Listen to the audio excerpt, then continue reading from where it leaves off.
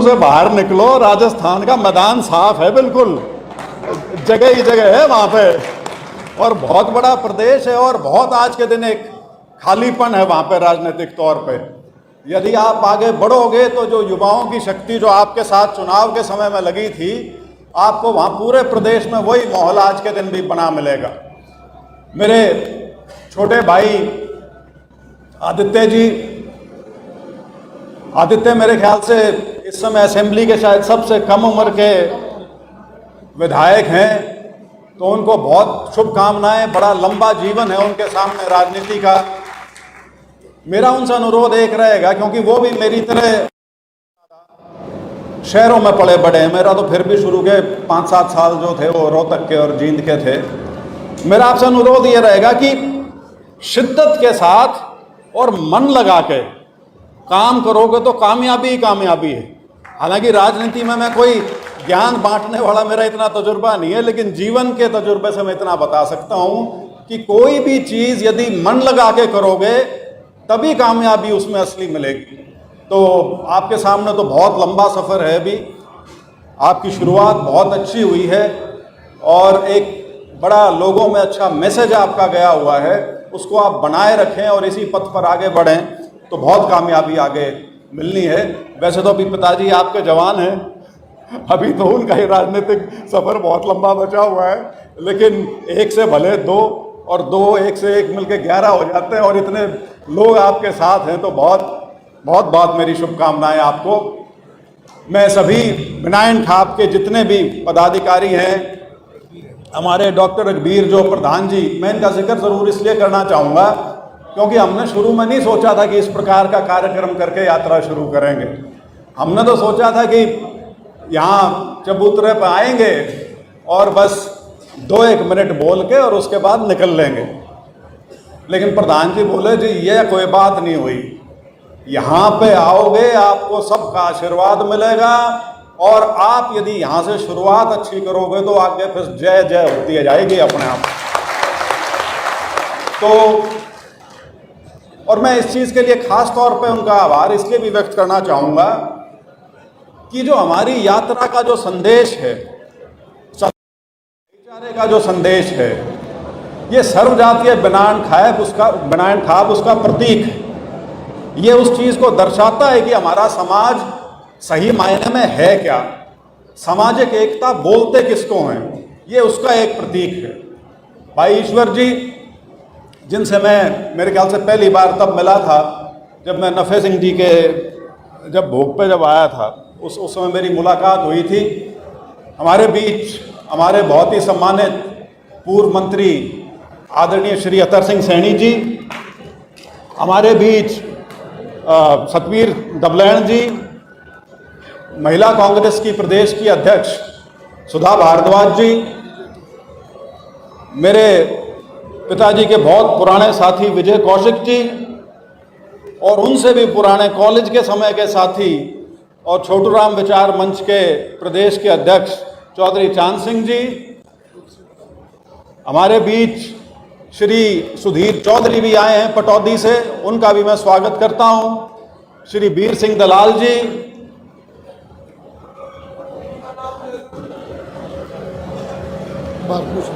हमारे बीच हमारी हाँसी से युवा नेत्री हैं गायत्री यादव जी, और भारत भूषण जी हैं हमारे बीच में। बहुत से और गणमान्य लोग इकट्ठे हुए हैं आज। पूनम जी आई हैं, किसान नेत्री हैं, आप उनको पहचानते हो किसान आंदोलन के समय से। और मेरे सभी जो साथी जिन्होंने बहुत मेहनत की है पिछले 4-5 दिन में यहाँ इस कार्यक्रम के लिए, चाहे वो राम मेहर हो, चाहे वो सोनू हो, चाहे वो आशीष हो, इनके सभी और जो साथी साथ मिलकर जो कार्यक्रम का आयोजन किया आज का, मैं आप सबका बहुत बहुत आभारी हूँ। लेकिन आज आपके बीच में ज़्यादा लंबा नहीं बोलूँगा, सिर्फ 2-3 बातें कहूँगा, क्योंकि उसके बाद फिर यहाँ से रवानगी करनी है। वैसे तो चौधरी साहब ने उल्लेख किया, आपको विस्तार से बताया, और एक ऐसी भाषा में बताया जिसमें मजाक भी था, तंज भी था, जिसके अंदर बहुत गहनता थी। मैं जब इस विचार पे जब हम चले थे आज से करीब 3-3.5 महीने पहले कि 2024 के चुनाव के बाद से एकदम से प्रदेश में अजीब सा सूनापन सा हो गया था, क्योंकि जो नतीजा था वह अप्रत्याशित था, किसी को उसकी उम्मीद नहीं थी, ना लोगों को उम्मीद थी, ना कार्यकर्ताओं को उम्मीद थी, ना नेताओं को उम्मीद थी।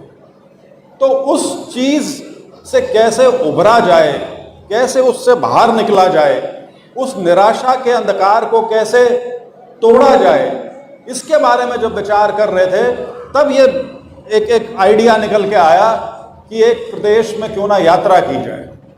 और चॉइस साहब ने तो मेरे को टोका भी था, करता ये तो बहुत बड़ा पंगा है, पूरे प्रदेश में यात्रा करने का 6-7 महीने का कहना आसान है, लेकिन मैंने कहा जी मैंने तो कुछ मन सा बना लिया, चाहे अकेला झंडा ठा के चलना पड़ो, लेकिन मैं करूँगा ज़रूर। तो मुझे आज इस बात की बहुत खुशी है, आपके साथ साझा करना चाहता हूँ।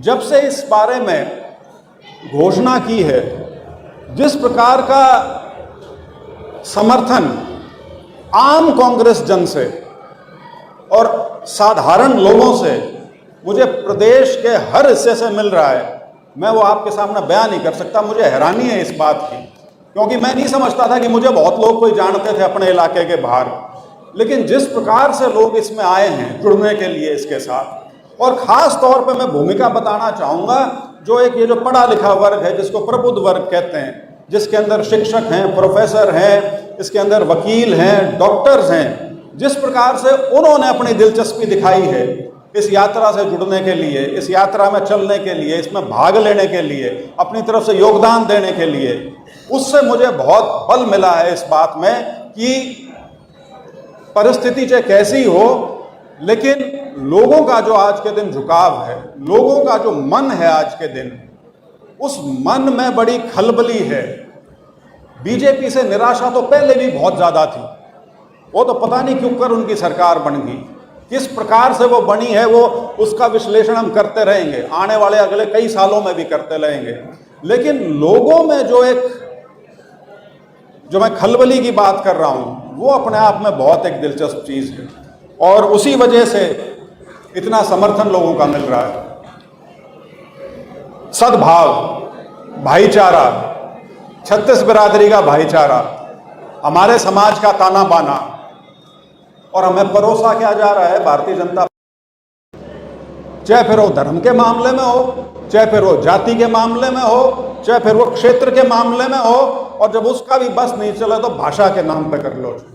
लेकिन हमेशा प्रयास ये रहता है, कभी भी समाज का एक्का करके आगे बढ़ने की बात नहीं करते ये।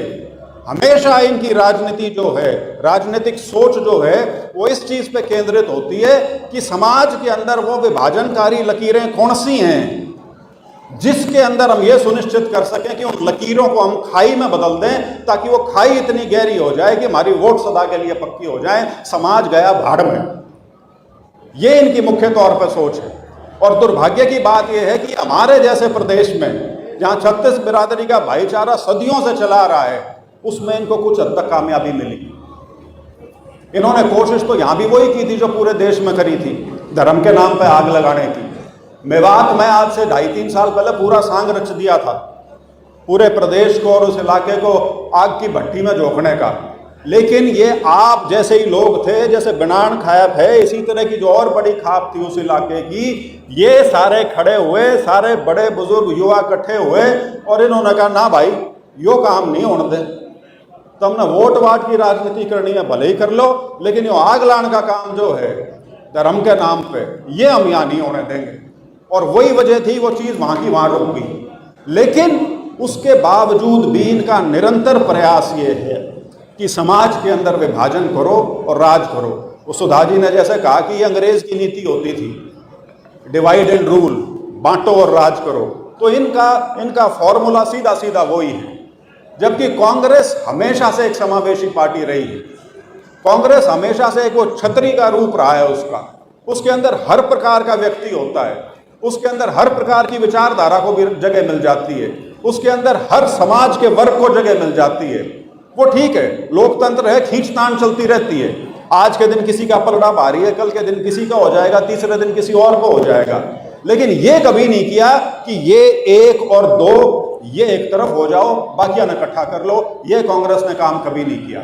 तो हम भी इस रास्ते पर जो निकले हैं, हमारी मंशा इतनी है कि हम अपने प्रयास के नाते ये जो हमारा सामाजिक एकता है, सामाजिक भाईचारा जो है, इसको हम आगे बढ़ा सकें, इसको मजबूती दे सकें। आपसे साझा करूंगा, मेरे पास परसों परले दिन फोन आया। एक मेरा कोई एससी वर्ग का भाई था, कहता ब्रजेंद्र जी मैंने आपका ना भाषण सुना, मेरे को उसमें ना एक चीज से आपत्ति है। मैंने कहा बता भाई। कहता जी आपने शब्द इस्तेमाल किया समाज। कहता समाज शब्द ना इस्तेमाल करा करो, सबका नाम लिया करो। मैंने कहा भाई मेरी परिभाषा में समाज जो है वो सर्वजातीय है, उसको समाज बोलते हैं, बाकी उस समाज के वर्ग होते हैं। समाज तो एक है, सारा का सारा जो आज यहाँ पे इकट्ठा हुआ है, चाहे वो स्टेज हो चाहे सामने हो। और इसी समाज को बनाए रखने के लिए, इसी समाज को मजबूती प्रदान करने के लिए हमारी तरफ से छोटा सा प्रयास है। और मुझे इस चीज को कहने में रत्ती भर झिझक नहीं है कि इसकी प्रेरणा सिर्फ और सिर्फ राहुल गांधी की भारत जोड़ो यात्रा से ली है।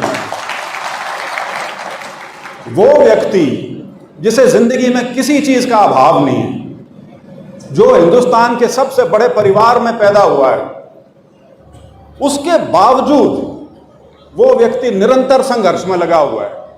निरंतर